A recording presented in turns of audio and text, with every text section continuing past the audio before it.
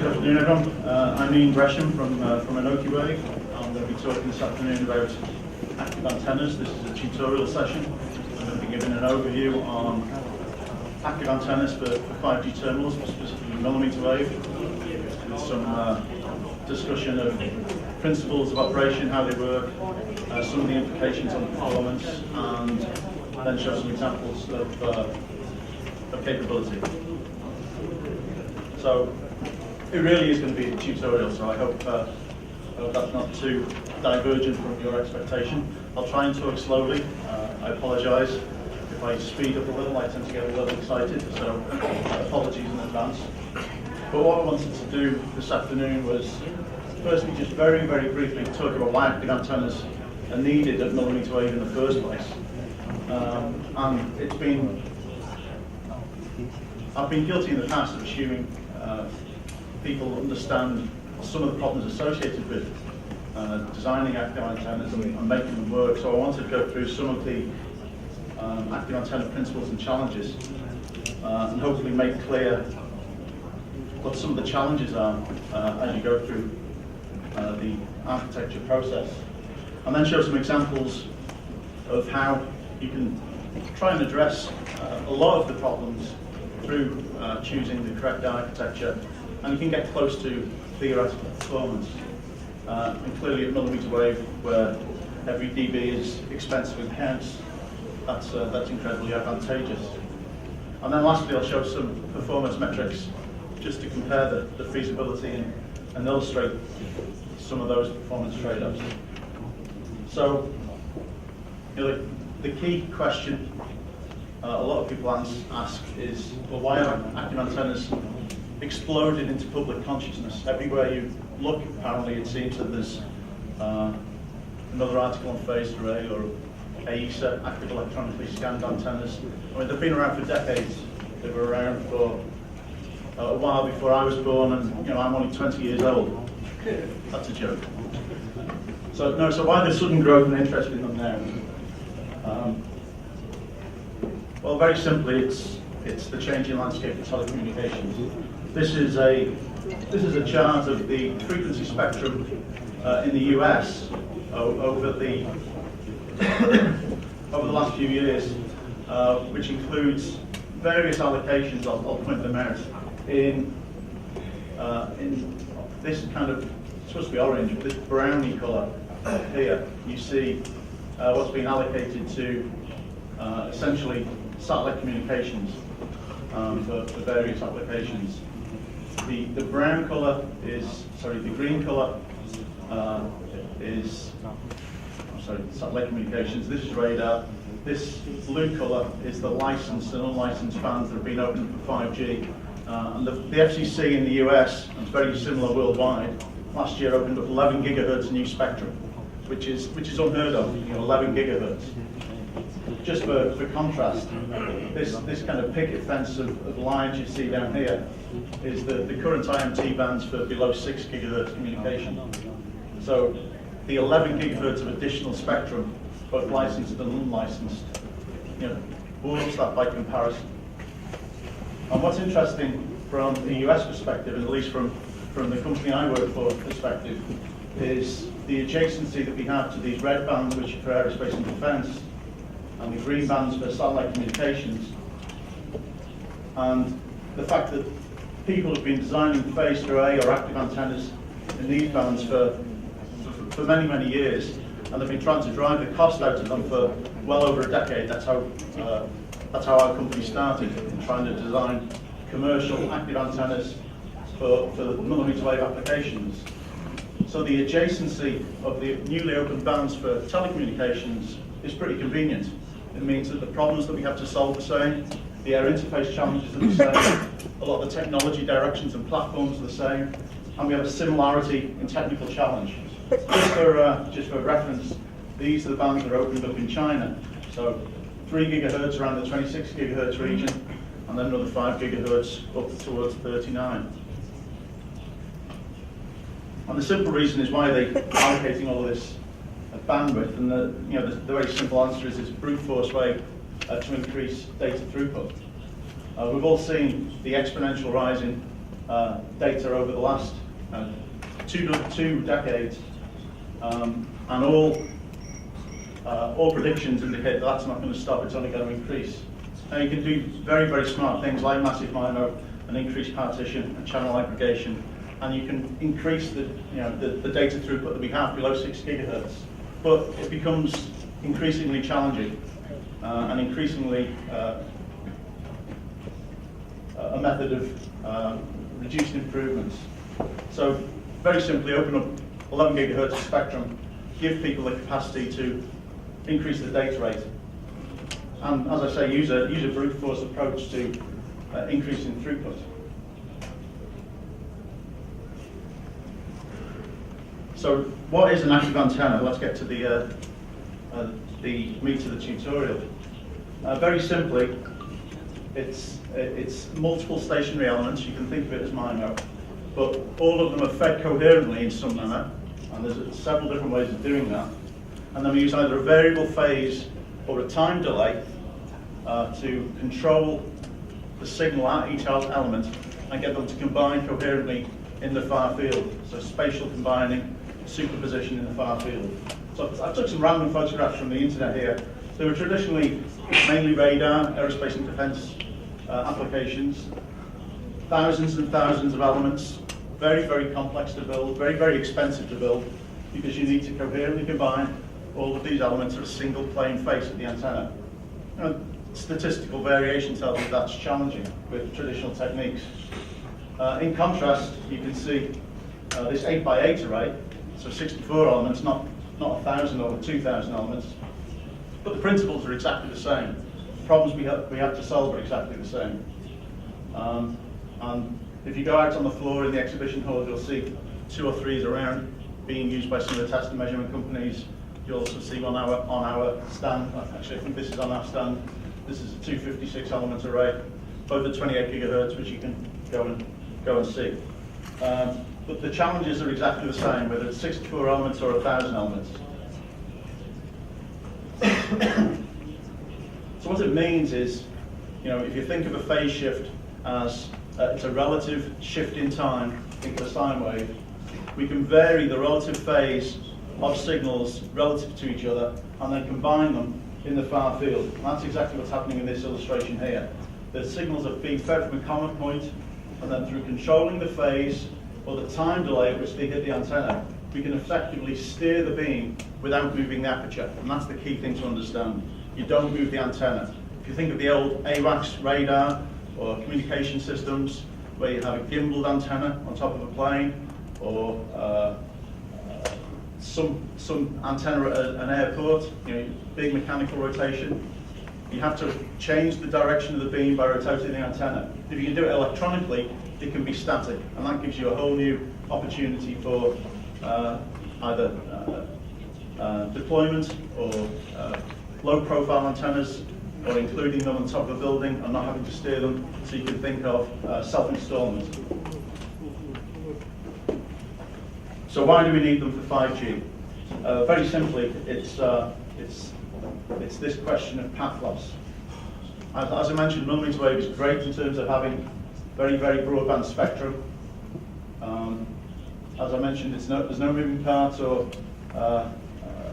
associated gimbals with an electronically steered antenna versus a mechanically steered antenna. We can get a soft failure mechanism. They can become very, very reliable, which is perfect for telecommunications. The challenge is that at mmWave you have an incredibly high path loss, even line of sight path loss over a short distance. So this is Intel's line of sight model, which is showing free space path loss, so I'm not including things like shadowing or rain here. It's a little over 20 dBs per decade, so it's indexed at 2.1. And you can see that at 28 gigahertz distance between transmitter and receiver line of sight, at 100 meters, I have over 100 dBs of path loss. It's huge. So how is that going to be an effective communication system? Well, the convergent benefit of going up in frequency is obviously your wavelength comes down, and that means you can get an extremely high effective aperture in a small area. And by having a large aperture in a small area, you can generate a large amount of EIRP at the transmitter, You can increase the sensitivity of your receiver, and you can adaptively change the channel by electronically steering the beam. It also allows you to address users in different locations, again through adaptive beam steering. Ultimately, there is talk of using null steering to reduce co-channel interference. I'm a little bit more skeptical about that personally, but let's see if the basic implementation works to begin with. So let's look at the principles behind active antennas. Briefly talk about some fundamentals. Array factor mathematics. There's only about 2 mathematics slides in here, you'll be pleased to know. One of them is related to the invisible region and the effect of grating lobes on antenna performance. We'll look at the active scaling with frequency, and then some of the performance characteristics as we scan the beam, so scan loss, phase shift quantization, side lobe suppression or tapering, and beam squint or beam pointing error. Excuse me.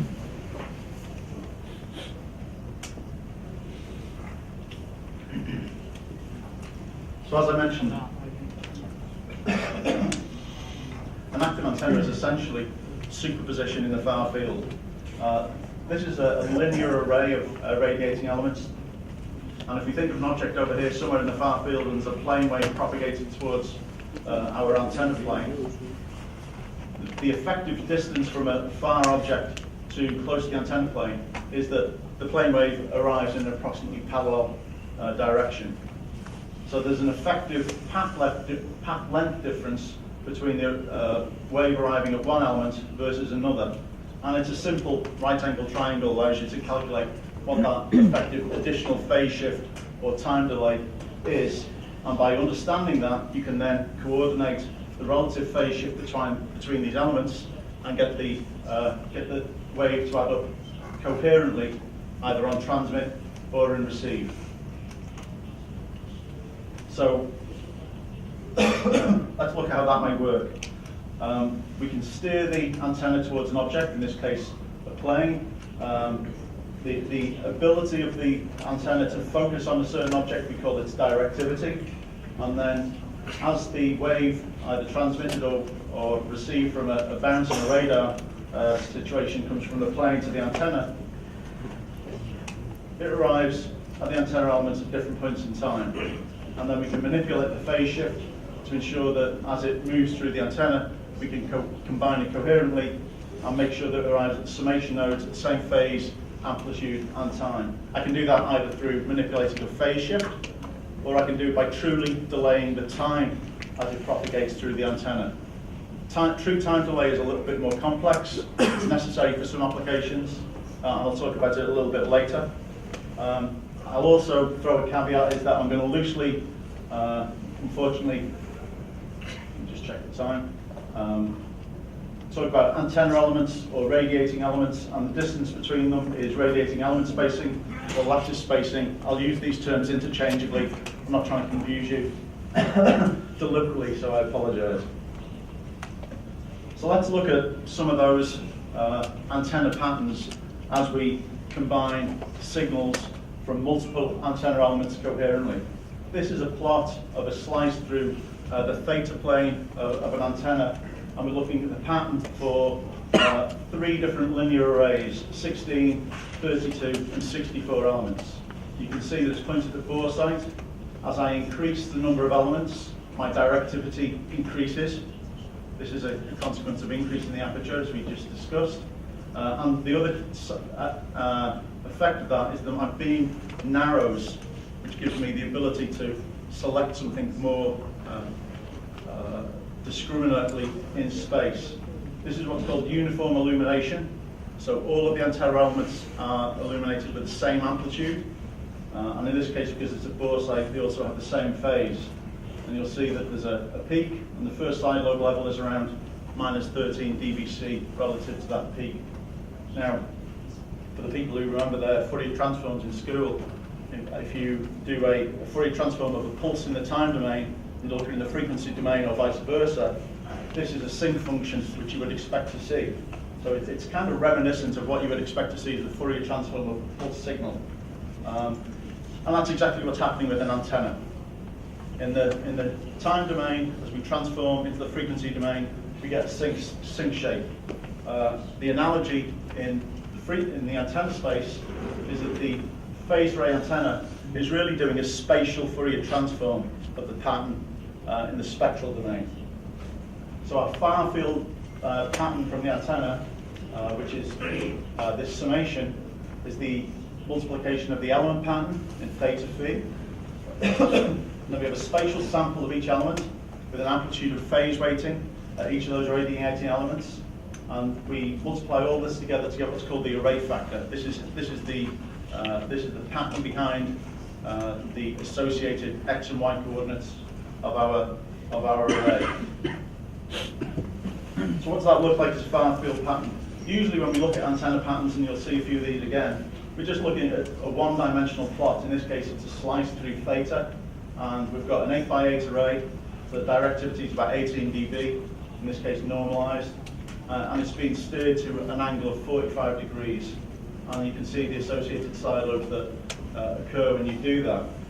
Again, no weighting, uniform illumination. In actual fact, in three-dimensional space, so here's the slice through theta, which corresponds to this plot, we have also radiation in the phi direction and the rotational direction. So here's our side lobes, and you can see from this plot, out at the edge of our visible region, we've got another strong field starting to arise. And the reason because of that is grating lobes. So taking that array factor that we just looked at briefly, you can see this sine cos term and sine term up here. We can normalize those, obviously sine cos less than or equal to 1, to give us a u or a v, and then normalize that into what we call this visible region, this circle, unity circle centered on the plot. And the reason being is our Fourier transform is a periodic function. So in the same way as we talked about the time and frequency domain, as we move our samples closer together in the time domain, we move apart in the frequency domain. Same thing happens with the antenna. As we move our element spacing further apart in the spatial domain, the spectral domain gets tighter. And what that means is that we can start to get grating lobes in our visible region. Here's two examples, Here's two very simple examples of an element spacing of half lambda versus 3/4 of a lambda. And we've steered the array to boresight. So here's our unity circle centered on the array. And you can see that as our wavelength has increased, these periodic samples of the antenna pattern have moved closer to the center in comparison to the half wavelength space. Well, that's okay if you're looking at boresight. If you steer that beam to an oblique angle, let's say 60 degrees, you can now see that the visible region contains our main beam and it also contains this grating lobe. So that can cause us problems. We have two beams, we're radiating in an unintended direction or receiving in an unintended direction, and therefore we have to be very, very careful about how we control this spacing between our elements. So how careful do we need to be?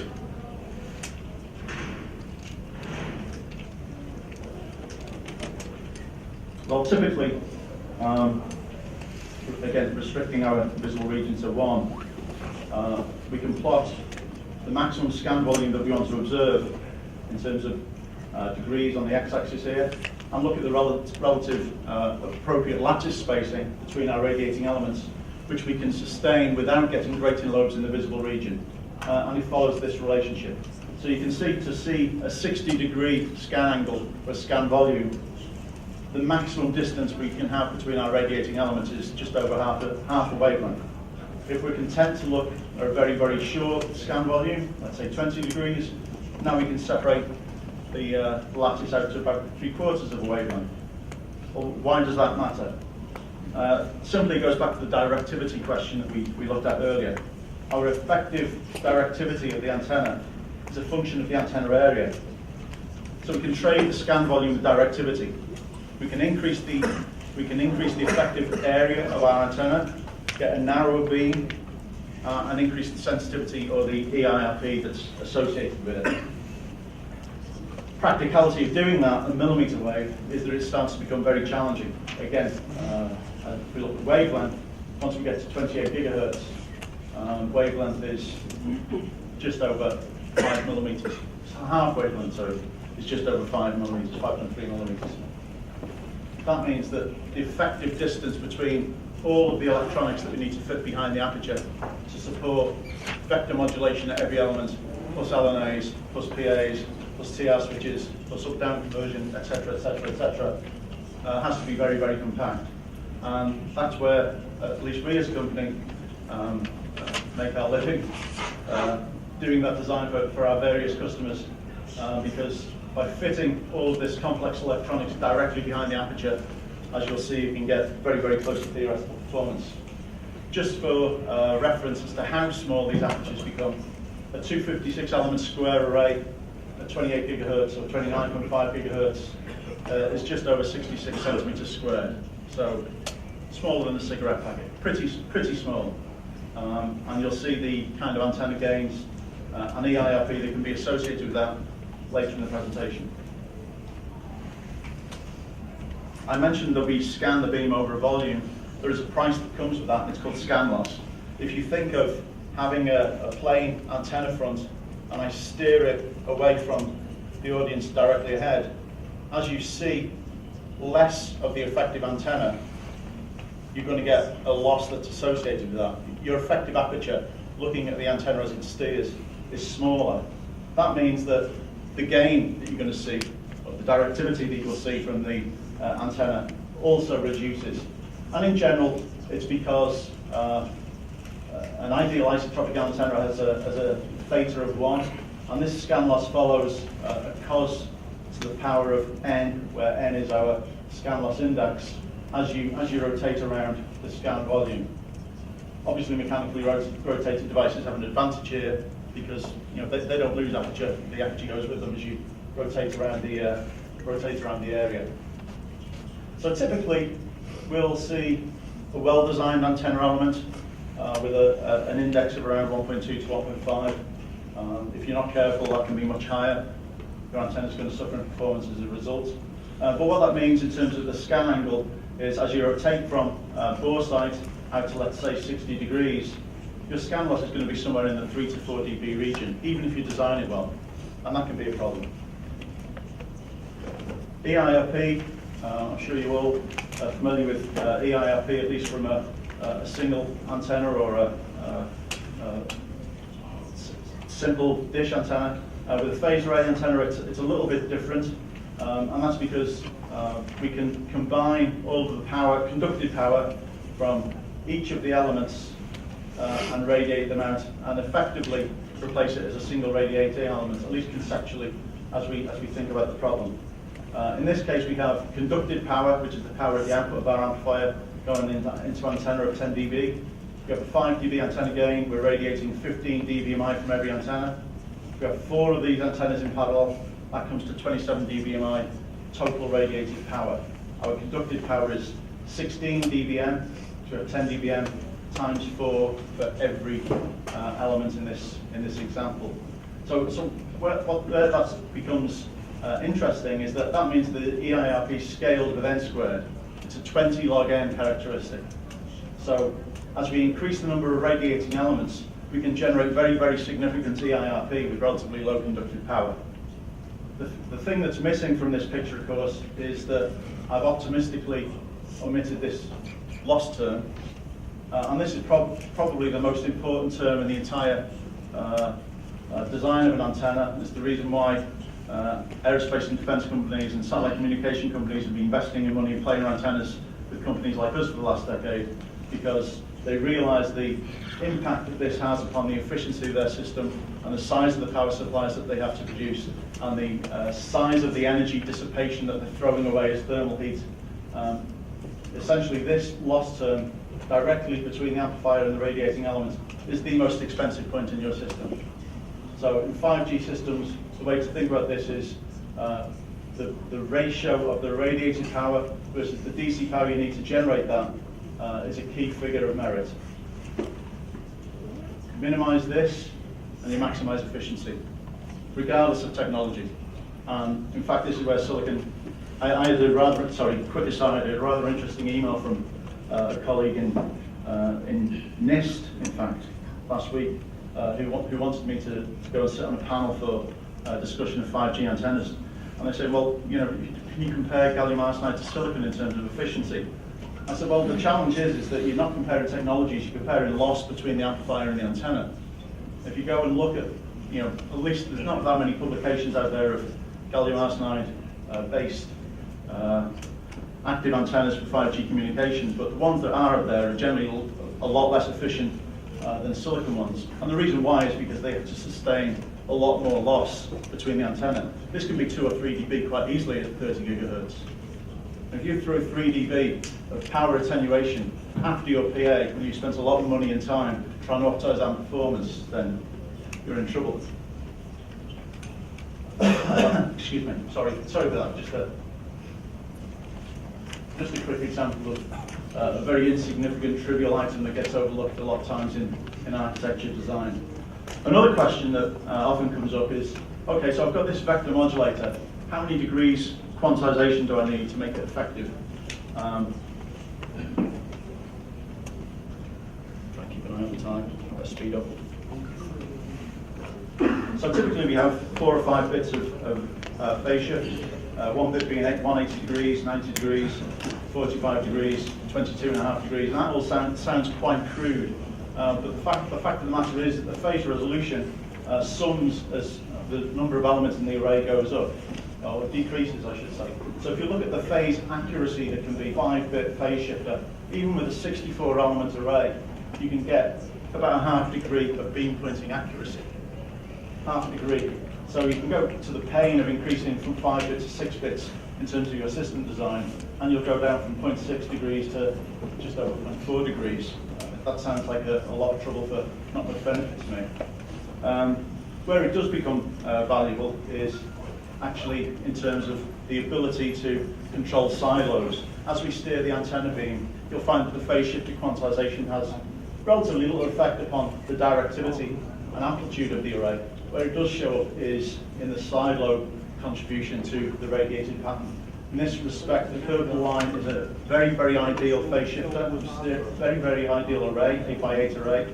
I'm steering from 0 degrees to 1 degree, and comparing that with a 5-bit phase shifter, and you can see the ideal is perfectly flat. We get these perturbations in the side lobe response due to the quantization error in a 5-bit phase shifter. Side lobe suppression and tapering, I'll come back to this. I do want to keep an eye on the time. In general, the side lobes can be suppressed. If you don't like side lobes, they're radiating energy in unwanted directions. If it's a receiver, obviously we're then receiving energy from multiple directions, which impacts our noise floor and sensitivity. But because we've got a vector modulator behind every element, we can then control those side lobes by applying a taper. Problem that goes with that is that it decreases aperture efficiency, so our directivity goes down, our beam width increases, and the overall EIRP of this transmit applications also suffers. I'll come back to this again, eye on the time. It's just that as we only have phase shifters rather than true time delay, we get a frequency-related error due to the fact that we have a phase shift-related frequency-induced error. It's avoided using true time delay techniques, but they really only apply in very, very wide operating bandwidths or very large arrays, neither of which are applicable to 5G. So let's look at some key metrics. I indicated that the reason we're moving to a planar antenna array is basically to eliminate this interconnect loss between transmit and receive and the radiating element. Here we have a flat PCB. You can imagine the radiating elements are on the opposite side, like this cartoon, and then behind every quadrant in this case, we have 4 full behind the aperture electronics ICs, and that all combines coherently. It can be either fed the transmitter or received coherently from the receiver. And the great advantages over the traditional ACEs that we looked at earlier is it's a pure planar SMD assembly technique. It's applicable to very high volume manufacturing techniques. Obviously that's important for communications. It's also important in satellite communications and aerospace and defense increasingly. We don't need elaborate thermal management because now it's extremely planar. We can put a heat sink or heat dissipation, heat distribution material directly on the back of this array. More importantly, we can eliminate array calibration. Now I know there's some skeptics who don't believe that that's possible. If you go and look at the arrays that we have on the floor there, none of those have been calibrated and give, as you'll see, some exceptional performance. So these are the two arrays we're talking about. These were developed for communications applications by ourselves with our partners. We have a 64 element, 28 gigahertz array, TDD for 5G. This is a more robust, weather shield, weatherproof 256 element array. Single polarization, both support plus or minus 60-degree conical scan volume, which is excessive for a communications application, but gives flexibility for other applications that people want to use these arrays for. Very simple to use, single 12-volt input, and LVDS Ethernet or USB control. We also include an embedded controller in here, so that means as you want to steer the beam from direction A to direction B, you just literally write a look vector to theta phi direction, and the controller does all of the real-time calculation of the coefficients and steers the beam effectively for you. So we talked about some of the problems of arrays. How do we solve them with lattice spacing? Again, at 28 gigahertz, the half wavelength lattice spacing is just over 5 millimeters. This is a photograph of the backside of that 64 element array. This is the actual PCB that's in there. You can see that the element-to-element spacing is very, very tight. But even there, we can manufacture this with just very, very standard SMD planar technology directly behind the elements. So the interconnect loss directly between the PA, the LNA, and the antenna is absolutely minimized. One important consideration is you also look at solutions that can't fit directly behind the radiating element. So some more gallium arsenide-based solutions, for example, or discrete or component-based solutions, you lose the capability to do a full 2D scan. You need a vector modulation behind every single element to be able to scan in a two-dimensional volume. Uniform illumination, this is a measurement of the 256 element array with a at4 site. So standard, no amplitude tapering across the array. This is a simulation of an ideal array in comparison to the no calibration measurement, and you can see it's extremely close to expectation. We talked about beam broadening. As we scan from azimuth at foresight out to the edge of our scan volume, this is a simulated beam broadening for an 8x8 array with an ideal radiating element. You can see that the beam doubles basically in terms of half power beam width as you go from 0 out to 60 degrees. This is the receive array. It's a cut through azimuth, just one direction from boresight. And as you may expect, the side lobes behave extremely well over the width of the scan volume, and you might not be able to see this yellow trace directly, but you can see as you get out to 60 degrees, in fact does almost double exactly from the boresight beam width, again as theory suggests. Scan loss, I said theoretically you'll get a index of n equals 1, theoretically with a very, very well behaved, or sorry, theoretical radiating element with an index of 1, out at 60 degrees you can expect around 3 dB of scan loss. Well-designed element will give you somewhere between 3 and 4 dB, and this is a measurement of the azimuthal plane, again the same 64 element array. The cos theta to the 1.3 is this blue dashed line, and you can see that we follow that very, very well all the way out over the volume. This is actually a little bit higher due to scattering effects from the ground plane. I wouldn't design for that, it's just fortunate in this case that we get the benefit. Measured EIRP, we talked about the benefits of having a 20 log n function of low conductive power and benefiting from an n squared contribution to EIRP, and the fact that we have very low interconnect loss between the radiating element and the PA. If you do the calculations of the conductive power per element versus the number of elements for these two arrays, you'll find these are fairly close to theoretical for the element spacing that we have, or therefore the effective aperture that we have in terms of gain. So for the 256 elements array of P1dB, we get just over a kilowatt of radiated power, and the signal path dissipation to generate that is only 65 watts. Smaller array, 64 elements, 50.7 dBmi of radiated power at P1 dB for a signal path dissipation of only 12 watts. And we talked about tapering to minimize side lobe contribution and side lobe shaping. We can do other things with tapering too, as we want to optimize the beam for different applications. In this unit, we include a controller, as I say, to do the calculation of the vector look coefficients. We also include 4 pre-programmed beam shapes, one of which is a low side lobe, so a 25 dB side lobe, to give the capability of looking at the effect of low side lobes upon complex modulated waveforms. There is some uncertainty within the community of whether 13 dB side lobes for a communications application will be sufficient in terms of compliance with regulatory requirements. Of course, the trade-off that you have of reducing the side lobes is that your directivity or EIFB falls accordingly. We also have broadcast beams, which are called spoil beams in the phased array community. So the ripple is to be expected because this is a relatively small aperture. It's only 16 by 16 elements.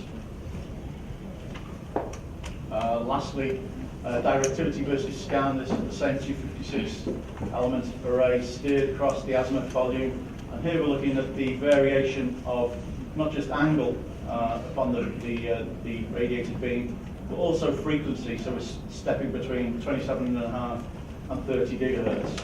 And if you're carefully looking at these, you'll see that the commanded beam position changes a little bit as a function of frequency, and that's because of the effect of directivity and phase quantization I mentioned earlier. In fact, the beams squint because of the fact that we have a phase shift or a frequency dependent phase shift results in the commanded position of the beam and the actual position of the beam varying a little. But again, it's about 2 degrees over the scan volume and over the full frequency band, 26.5 to 29.5 gigahertz. To put that in context, the RMS error over that entire volume is somewhere below 1.5 degrees for a 7-degree half power beam. So I don't think in a real world application it's something that you would particularly notice. And the instantaneous channel bandwidth of 800 megahertz for the 28 gigahertz band will have zero effect, and does have zero effect because we've had several customers measure this and confirm that. So finally, conclusions. All silicon planar arrays are in production today, not just with ourselves, with other people too. But the momentum for increased industrialization is growing quickly. Clearly, this to really hit the kind of small cell viral deployment that the operators in the US are particularly talking about for later this year and in 2019, at least from the infrastructure perspective, that industrialization curve has to happen much more quickly than it has to date. But the impetus and the momentum is there. But hopefully I've shown you today that through some of the considerations of the principles of phased arrays, that the array operation performance can not only be accurately modeled, but it can be predicted and it can be realized in hardware implementations as well. And that's through careful design and standard manufacturing assemblies. You can get close to theoretical performance. There's still things to sort out, but in terms of an antenna air interface perspective for 5G, I think we have extremely good progress. So this was a tutorial. I've got to do the advertising a little bit, so apologies. We've just launched our second generation IC for 26 gigahertz, 28 gigahertz, and 39 gigahertz bands. If you go into the exhibition hall, you'll be able to pick a page sheet on those. So thank you very much.